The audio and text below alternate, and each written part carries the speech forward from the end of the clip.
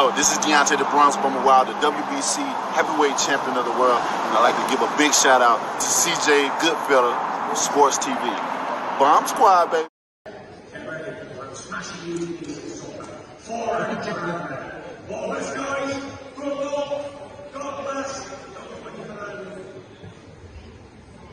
Why you say 4 rounds of smashing?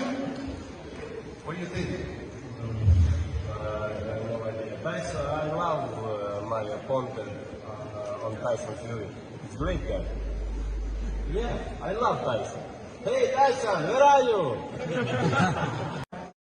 All right, man. They're expecting an announcement on Wednesday and Thursday. Wednesday is going to be a press conference for Deontay Wilder, Joseph Parker, and Anthony Joshua out of Wallin, Dimitri Bivol fighting somebody.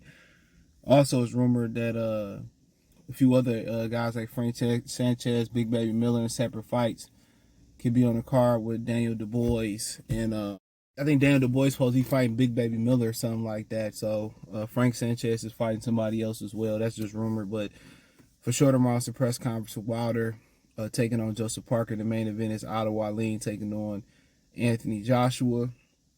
And then Thursday, supposed to officially announce Alexander Usyk taking on Tyson Fury. I think it's February 17th in Saudi Arabia, right? So check out the Heavyweight Boxing Talk playlist. Check out the Boxing News playlist. Appreciate the love and support. So yeah, we supposed to get an official announcement.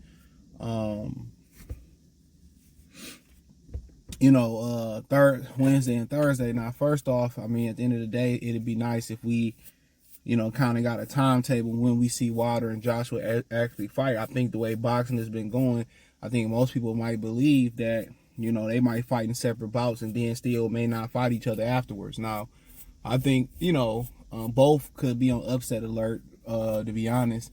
And I say that for Deontay Wilder because the lack of activity, and Joseph Parker does have some ability. He is a very talented fighter, speed, power. He just lacks the aggressive or the dog-like nature that he needs to have. So I feel that that's one thing that he actually does lack. But I think most people expect Deontay Wilder to win that fight, but he could be very well one of his classic fights and coming from behind versus Joseph Parker.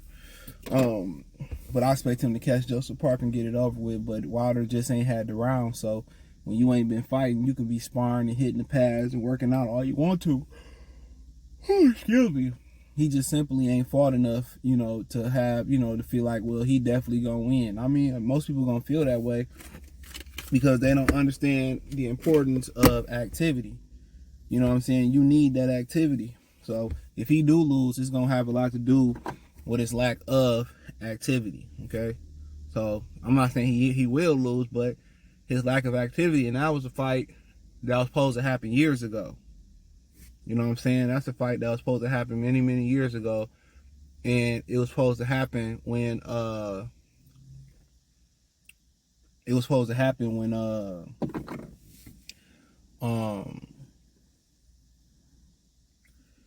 years ago, and Joseph Parker, like, he missed a WBC drug test, and then they dropped him out the rankings. So, that's what I read. I just say allegedly, but that's what I remember reading. So at the end of the day, I mean, it's a good fight. Parker kind of on a down slope. I felt that he lost to Hughie Fury too in the UK a few years ago. Had a fight with Anthony Joshua where he let Joshua just punch and hold him and didn't want to do nothing. So, at the end of the day, they paying him to show up. It was worth the wait and go to fight Deontay Wilder in a title fight.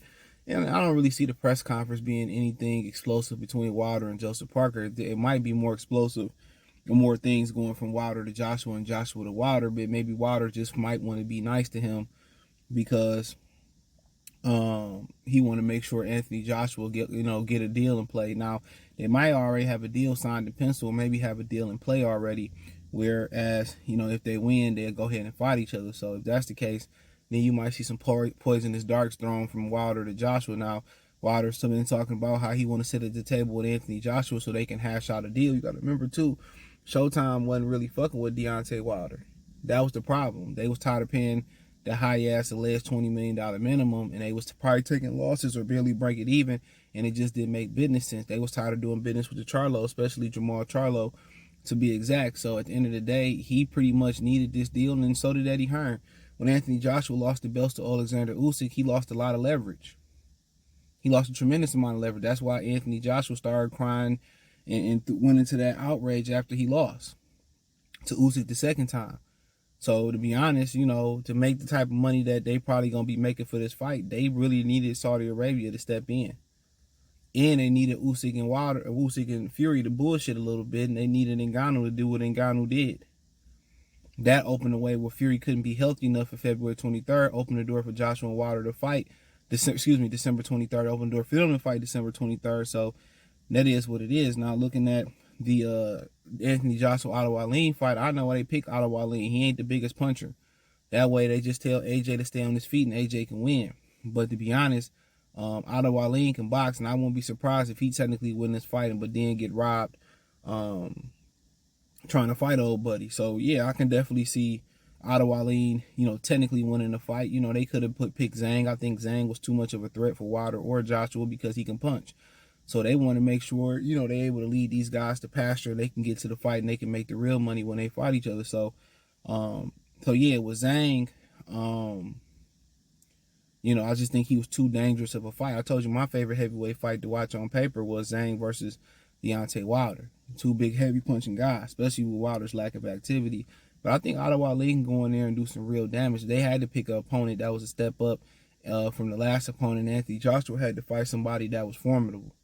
So, you know what I'm saying? So, Anthony Joshua been fairly more active, and that's probably going to give him a head up going into a fight with Joshua early next year. Then if he's able to beat, going to fight with Wilder next year, and if he's able to beat Wilder, then he's probably going to be able to parlay that and go into a fight between the Usyk and, Fury winner. So they don't do it again. So still out on the line for Anthony Joshua. And if, people feel like if he loses to Otto Wallin, it's over with. If he beat Wallin, lose to Wilder, then it's probably over with for him, so we'll see. But then what if he beat Wallin, beat Wilder, then come back and beat the Usyk Fury winner, then, Anthony Joshua probably in that, that upper echelon with people saying maybe a top 25, 20 heavyweight of all time, 30 or something like that. It'll be the debate because he's a modern fighter. So, very, very interesting things to be had here, man. And I'm very interested to see kind of what they can cook up and what they can kind of, do. But yeah, the Wallin fight is a very dangerous fight. If Wallin punched harder, I would definitely 100% pick Wallin, hook or crook. But yeah, I think if that fight is competitive, obviously they're gonna go with the money as they did with Fury over Ngannou. So you're gonna be getting the press conference, Wednesday. So on that part, so I'm excited for that December 23rd card. So go through the schedule. You got Shakur fighting this Thursday versus Edwin De Los Santos. Then the following next week, the 25th, next Saturday, is Benavidez versus Andrade, which they had a really good all access. That was one of the better all access that I had seen. For real. And then, we rolled into Ryan Garcia, Adrian Broner fighting Chris Howard or whoever it is. It's not even listed on the network yet. And then, Ryan fighting Oscar Durat. Excuse me, he fought Oscar Durat on the Zone. They just listed the undercard information. I didn't even read it. Then that following week, you got Devin Haney versus the boy Regis Prograis. And then after that, you got David Morrell closing out Showtime Boxing versus Synagogue, a guy he's supposed to fight. I think he may have some visa issues or whatever. And then the following week after that, then you got Wilder and Joshua, co-feature card. And I'm not sure if Eubanks and Conor Ben is still going to fight on December 23rd. They're going to probably push that to January. Before you get to that, before you get to the end of the year, then you got Inoue fight another undisputed in two different weight classes versus Marlon Tappas. So, yeah, you got that. So, we all be in. So, boxing starting to heat up. So, you got boxing. And then you got some other things in there. Diego Pacheco in there. McConnell going to be fighting. So, you got some other fights, that may not be as major squeezed in. So, it's picking up a little bit. So, for a while, it wasn't nothing to talk about until we got to the point about Jerron Butenis and the whole Bud Crawford thing. I got another video coming up about that Thursday. But Wednesday or Thursday, depends when it go up. But slow it down. let's continue to keep it going. Now let's talk about Thursday is supposed to be officially announced that Fury will be taking on Alexander Usyk. Now, apparently, I did a short where it showed that, and I might put it in the beginning of this video, it showed that Tyson Fury was calling out Alexander Usyk, okay, at the WBC convention, where allegedly rumored that Ngannou was supposed to get a top 10 ranking. So I don't know how true that is, but nonetheless, you finally gonna get that announcement. I think people still gonna be skeptical about Tyson Fury making it to the ring versus Alexander Usyk as well too, but they got a date, February 17th. Saudi Arabia. I can't pronounce the name of the place, but they'll be fighting for undisputed. Now, is it an agreed deal that Wilder Joshua gonna be on the undercard? I'm not sure.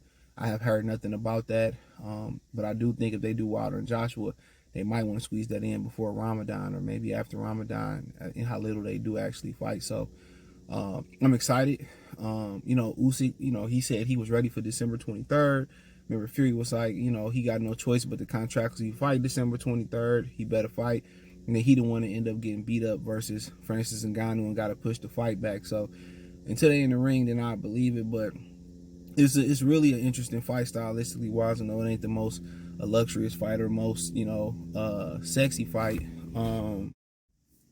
But yeah, man, sorry what I left off at. So we'll see if they can make that date, man. I do appreciate you guys, girls and guys, for watching. Thumbs up the video, share the video, subscribe to the channel. The subscribe button is the bell icon button. Hit all notifications, increase your chance to get notifications. We go live and drop video. Check out the Heavyweight Boxing Talk playlist for more videos like this. Like I said, hit the link tree. You can find me on Twitch, Twitter, aka X, Spotify, Anchor, Cash App, Venmo, PayPal, Apple Podcasts, Google Podcasts, the whole nine. Don't forget, check out my new channel right here on YouTube, Free Game 89, FR33 Game 89. That link's in the link tree in the description. Check out my Detroit channel, More City Sports Talk. That link's in the description and in the link tree. Peace.